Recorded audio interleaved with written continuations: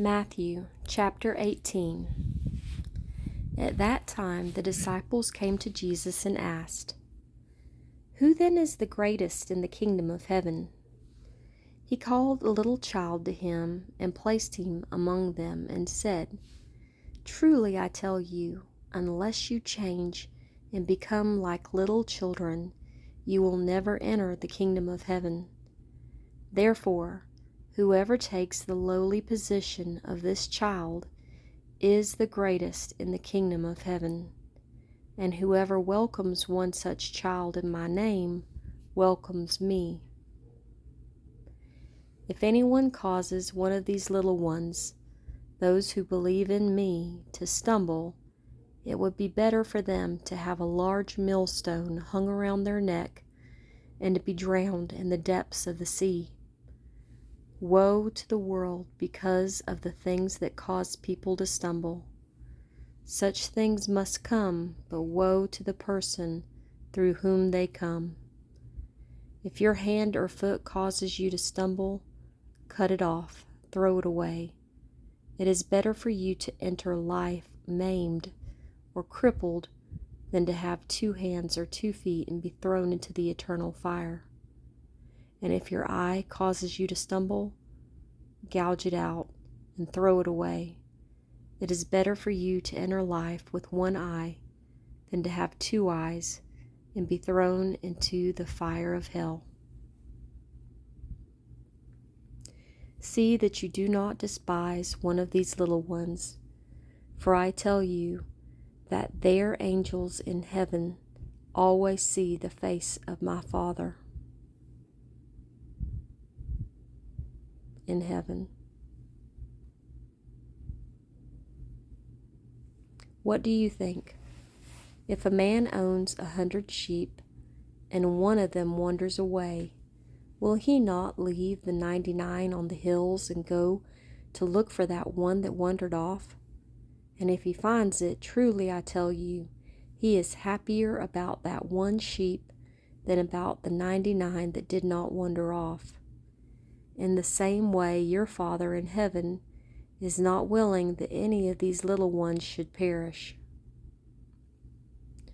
If your brother or sister sins, go, point out their fault just between the 2 of you. If they listen to you, you have won them over.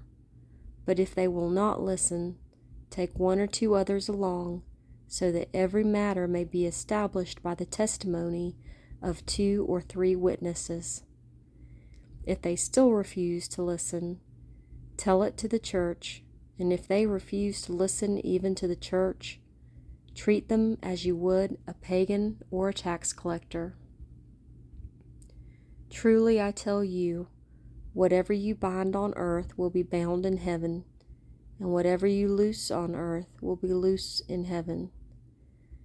Again, truly I tell you that if 2 of you on earth agrees about anything you ask for, it will be done for them. It will be done for you by my Father in heaven. For where 2 or 3 are gathered in my name, there I am with them." Then Peter came to Jesus and asked, "Lord, how many times shall I forgive my brother or sister who sins against me? Up to 7 times?"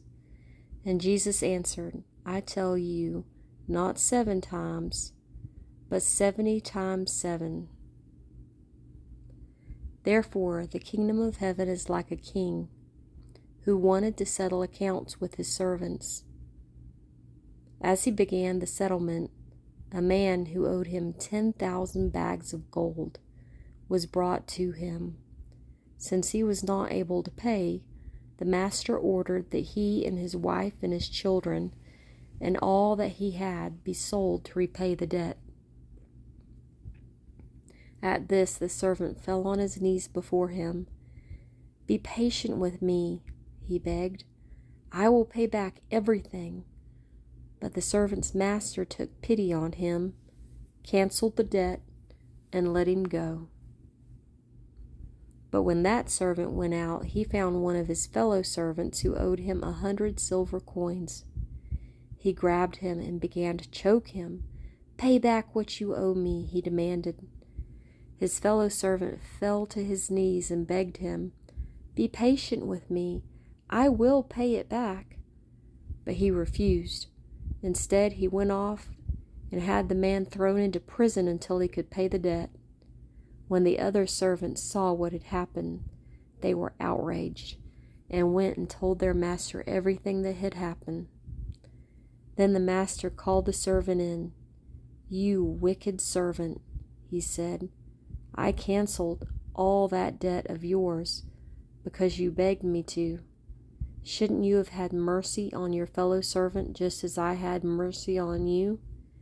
In anger, his master handed him over to the jailers to be tortured until he should pay back all he owed. This is how my heavenly Father will treat each of you unless you forgive your brother or sister from the heart.